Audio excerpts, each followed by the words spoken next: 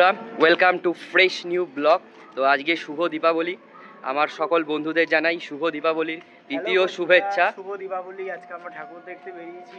তো আজকে আমরা দুই বন্ধু মিলে যাচ্ছি হচ্ছে হাওয়া সকালে জীবন্ত মা কালীর দর্শন করতে। ফাইনালি গাইস, অবশেষে আমরা পৌঁছে গেলাম হাওয়া সকালের জীবন্ত মা কালীর দর্শন করতে। আর এই হচ্ছে হাওয়া সকাল 2025 লেখাটা। তো এই লেখাটা আগে ছিল না, হয়তো ওরা এবার এই লেখাটা নতুন করেছে। হাওয়া মণ্ডপের ভেতরেই প্রবেশ করলে দেখা যাবে যে এখানে ছোটবেলার কিছু স্মৃতি তুলে ধরা হয়েছে। গাছতলার নিচে শিক্ষক মশাই হাতে লাঠি নিয়ে সমস্ত ছাত্রছাত্রীদের পড়াচ্ছে।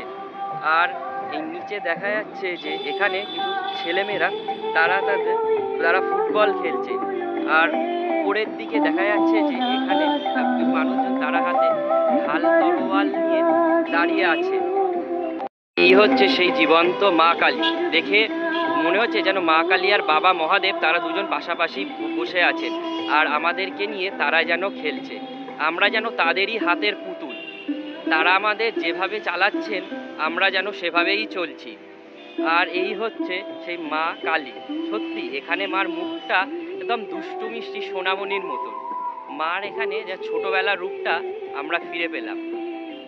তারা এখানে মিছিলে যাচ্ছে, আর একজন পুলিশ দাঁড়িয়ে আছে, তিনি এখানে রাস্তা পার করাচ্ছে। আর এখানে কিছু সানাই নিয়ে কিছু মানুষজন তারা ঢোল পেটাচ্ছে। আর উপরের দিকে দুটো হরিণের মাথা দেখা যাচ্ছে। আর এখানে দেখা যাচ্ছে যে একজন কৃষক, তিনি চাষ করতে যাচ্ছেন। আর এখানে দেখানো হয়েছে মা দুর্গাকে যেন কাঁধে করে নিয়ে আসা হচ্ছে। আর এই হচ্ছে কৃষকরা, তারা হয়তো অন্য চাষ না করলে আমরা হয়তো খেতেই পেতাম না। আমরা তো দুজন মিলে হাওয়া সকালের জীবন্ত মা কালীর দর্শন করলাম। বল, পরীক্ষাটা কেমন লাগলো? অসাধারণ লেগেছে। এদের যে প্যান্ডেলের যে ভাবনা চিন্তাটা, যে আমাদের ছোটবেলাটা বা আগেকারের যে একটা স্মৃতি, সেটা এরা ফুটিয়ে তুলেছে প্যান্ডেলে। তো তোমরা সবাই এসো, অবশ্যই একবার করে দেখে যাও, তোমাদের সবারই খুব ভালো লাগবে। হ্যাঁ বন্ধুরা, খুবই এনজয় করেছি আমরা এই প্যান্ডেলটা। সাধারণ তুলে ধরেছে।